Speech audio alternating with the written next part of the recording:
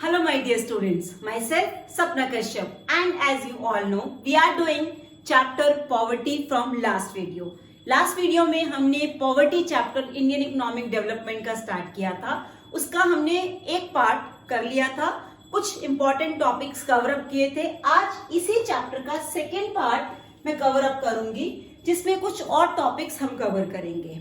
So students, बिना time waste किए हम चैप्टर स्टार्ट करते हैं. नेक्स्ट टॉपिक जो आज हम स्टार्ट करेंगे वो है causes of poverty. So let's start the video with the causes of poverty. Poverty क्या रीजंस क्या है, कारण क्या है. इंडिया में पॉवर्टी जो इतनी ज्यादा है, कुछ स्टेट्स में पॉवर्टी, मतलब इंडिया की पूरी कंट्री की बात करें तो पॉवर्टी मैंने आपको बताया 21.9% according to 2011 and 12 census data. ये 21.9 अप्रोक्सीमेटली 22% पॉपुलेशन जो इंडिया में है वो बिलो पॉवर्टी लाइन रह रही है. और उसके अलावा बहुत सारी स्टेट्स इंडिया में ऐसी हैं जहां पॉवर्टी 32.5, 31.9 और 29.6% भी है. तो इसके क्या रीजंस हैं, ऐसा क्यों है कि पॉवर्टी इंडिया में अलग अलग स्टेट्स में बहुत ज्यादा है. इसके बहुत सारे कॉजेज हैं. Low level of national income, low rate of growth, population is one of the reason, chronic unemployment, capital deficiency, then obviously we are not able to utilize our resources efficiently, we don't have able and efficient entrepreneur and so many. So now I will be explaining you all the points one by one because this is one of the very important question which can be asked in board exams. Let's start the video with the causes of poverty. तो बेटा first जो cause है वो है लो level of national income. National income मतलब मैंने आपको national income पढ़ाया चैप्टर पूरा, मतलब NNP net national product at factor cost, एक कंट्री की पूरी इनकम. इंडिया में नेशनल इनकम बहुत ही लो है, मतलब जितनी हमारी पॉपुलेशन है उसके अकॉर्डिंग इतनी कम नेशनल इनकम होने के कारण भी पॉवर्टी बहुत ज्यादा हाई है. बिकॉज नेशनल इनकम कम होने के कारण हम उसको इक्वली डिस्ट्रीब्यूट नहीं कर पाते, हर किसी के पास इनकम की अवेलेबिलिटी कम हो जाती है.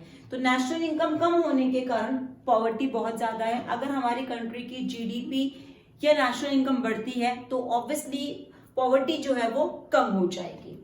दूसरा है low rate of growth. Growth rate बहुत कम है.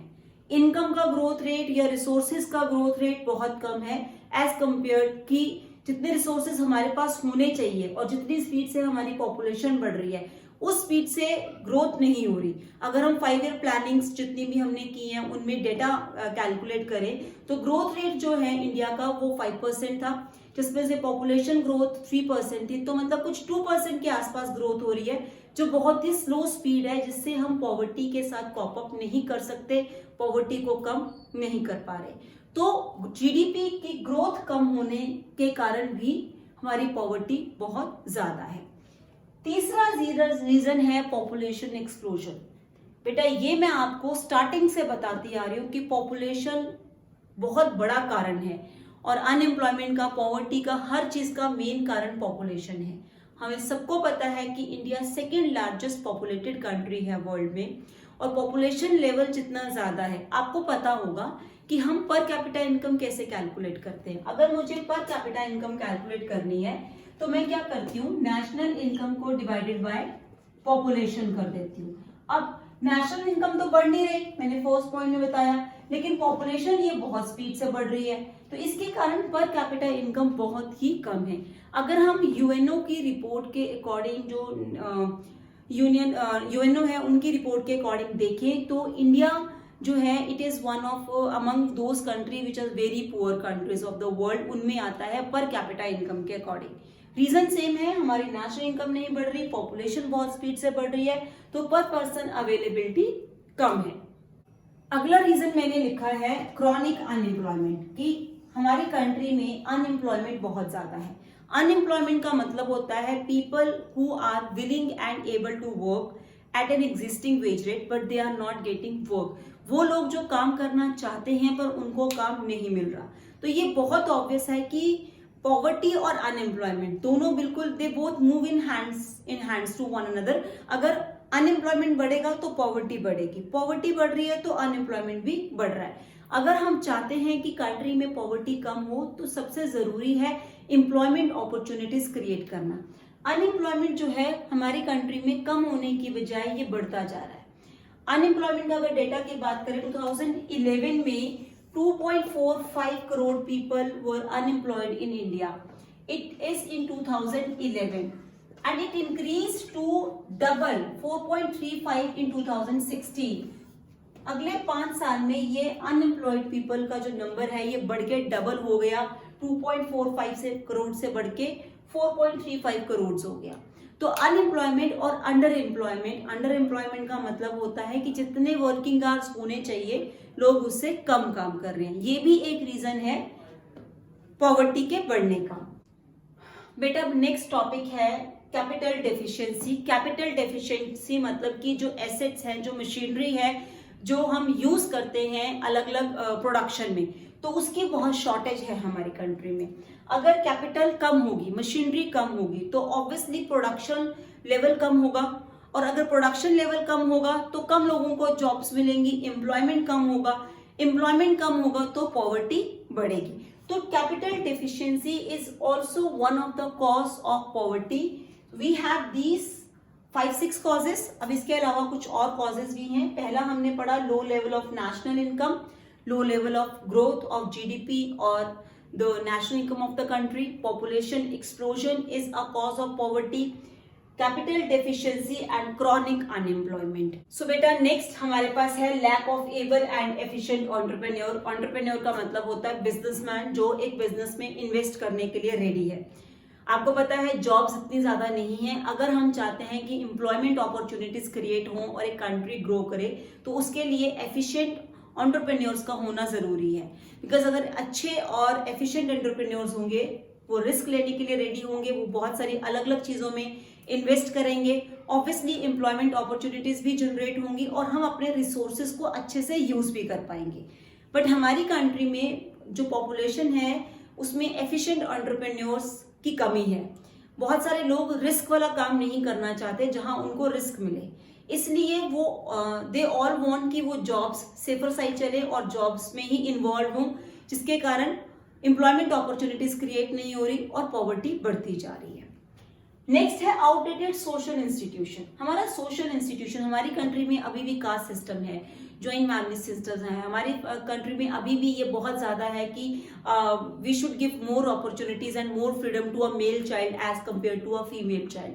अभी भी ऐसे फैमिलीज हैं जहां लोग फीमेल्स को इफ द फीमेल और the girl child of the family is willing to work and she is able to work, उसकी क्वालिफिकेशन के हिसाब से she is able and willing to work, but they don't allow her to go out and work outside, जिसके कारण automatically हमारे पास जो efficient population है जो काम कर सकती है वो स्टॉप हो गई, जो घर में रहेगी. अभी भी लोगों को लगता है कि फीमेल्स को हाउसवाइफ्स बन के या एक अच्छी गर्ल्स बन के घर में रहना चाहिए, बाहर नहीं जाना चाहिए.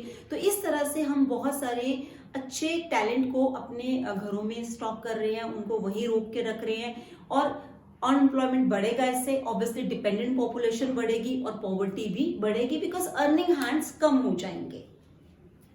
Last is lack of infrastructure. You know हम इंफ्रास्ट्रक्चर चैप्टर भी पढ़ेंगे. इंफ्रास्ट्रक्चर 2 तरह का होता है.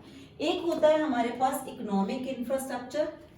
इकोनॉमिक इंफ्रास्ट्रक्चर में हमारे पास आते हैं school and health facilities, hospitals, और दूसरा हमारे पास होता है सोशल इंफ्रास्ट्रक्चर. अब इसमें हमारे पास इलेक्ट्रिसिटी, कम्युनिकेशन और बहुत सारी और चीजें आती हैं. ट्रांसपोर्टेशन, अच्छी कम्युनिकेशन, अच्छी ट्रांसपोर्टेशन का होना बहुत जरूरी है. अगर कुछ एरियाज में इंफ्रास्ट्रक्चर अच्छा होगा, जैसे हम सिंपल सा एक एग्जांपल लेते हैं. एक पंजाब का कोई एक विलेज है, वहां के लोग बहुत अच्छी क्रॉप्स ग्रो करते हैं और वो चाहें तो उसको अगर कहीं बाहर जाके दूसरी स्टेट में बेचना चाहें जिससे उनकी इनकम बढ़ेगी तो वो हो सकता है, लेकिन वहां पर अच्छी सड़कें नहीं है, उनके पास अगर ट्रांसपोर्ट फैसिलिटीज नहीं है तो ऑब्वियस है कि अगर ट्रांसपोर्ट फैसिलिटीज नहीं है, कम्युनिकेशन नहीं है, लाइक मोबाइल फोन्स नहीं है जिससे वो दूसरे स्टेट के लोगों से कांटेक्ट कर सकें, तो वो अपने एरिया से बाहर नहीं जा सकते और उनकी अपॉर्चुनिटीज रिस्ट्रिक्ट हो जाएंगी. तो ऐसे बहुत सारे एग्जांपल्स हैं. इंफ्रास्ट्रक्चर भी बहुत ज्यादा बड़ा कॉज है पॉवर्टी का. ये कुछ कॉजेस थे पॉवर्टी के. अब हम पढ़ेंगे कि इस पॉवर्टी को एलिमिनेट करने के लिए, इसको खत्म करने के लिए गवर्नमेंट ने कौन कौन से स्टेप्स लिए? So students, next topic after the causes of poverty, we will be doing the measures to remove poverty. ये क्वेश्चन दो तरह से आता है, एक तो measures to remove poverty आएगा और दूसरा आता है कि employment generation programs या poverty alleviation program started by the government. दोनों में डिफरेंस है। जहां आपसे ये पूछा जाएगा कि गवर्नमेंट ने कौन कौन से मेजर्स अडॉप्ट किए हैं, वो सब अलग हैं जो हम बाद में पढ़ेंगे। यहाँ ये है कि हम पॉवर्टी को कैसे कम कर सकते हैं, हम कौन कौन सी मेथड्स यूज कर सकते हैं पॉवर्टी को कम करने के लिए एक कंट्री में। हमारे पास ये 4 तरह के मेथड्स हैं। पहला है we can compact with the poverty, we can fight with poverty through the GDP growth. हम एक कंट्री में अगर जीडीपी ग्रोथ करेंगे तो पॉवर्टी कम हो सकती है। सेकेंड मेथड है we can combat with poverty by improving the distribution of income in the society. We all are aware that distribution income is highly unequal in the society. It means the poor people are becoming more poorer and the rich people are becoming more richer. तो वो equal distribution नहीं है, हमें equal distribution करनी है। हमें employment opportunities कुछ इस तरह से प्रोवाइड करनी है कि जो पुअर लोग हैं उनके पास भी इनकम के रिसोर्सेस हों। Third is the population growth पे कंट्रोल करना। So it can be the combating poverty with the population growth और कंट्रोल ऑफ पॉपुलेशन ग्रोथ। अगर पॉपुलेशन पे कंट्रोल हो जाता है, पॉपुलेशन ग्रोथ पे कंट्रोल हो जाता है, तो ऑब्वियसली पॉवर्टी ऑटोमेटिकली कम हो जाएगी, बिकॉज नेशनल इनकम को जब हम डिवाइड करेंगे पॉवर्टी से तो पर कैपिटा इनकम बढ़ जाएगी। And the fourth, there are many other measures are also given, which I will be discussing with you, that how to improve the quality of life or standard of living of the poor people. What government is doing for that and what we should do for that. So students, today I'm not going to cover all the 4 topics. I'm only explaining you the first point today, which is this. And the rest of the topics we will be discussing in next video.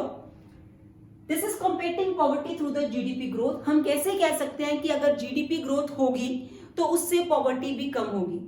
देखो बेटा, अगर GDP बढ़ेगी, GDP growth करेंगे, अगर हम एक country का gross domestic product को ग्रो करने की कोशिश करेंगे तो उसके लिए हम इकोनॉमी में ज्यादा इन्वेस्टमेंट करेंगे अलग अलग सेक्टर्स में। जब हम इन्वेस्टमेंट ज्यादा करेंगे तो ऑब्वियसली प्रोडक्शन प्रोसेस हमारी एक्सेलरेट हो जाएगी। प्रोडक्शन प्रोसेस एक्सेलरेट करने के लिए हमें क्या करना पड़ेगा? नई चीजें प्रोड्यूस करने के लिए हम नई मशीनरी एम्प्लॉय करेंगे, बहुत सारे लोगों को जॉब्स देंगे।